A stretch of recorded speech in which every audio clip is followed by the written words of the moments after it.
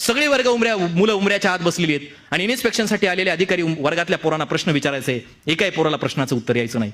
उमऱ्याच्या बाहेर बसलेलं 5वीच्या वर्गातलं हे पोरग हात करायचं प्रत्येक प्रश्नाला आणि सांगायचं मी देतो साहेब उत्तर. आणि अधिकारी म्हणायचे, शिक्षकाला म्हणायचं अहो तुमच्या शाळेची लाज या उमऱ्याच्या बाहेर बसलेल्या पोरानं राखली.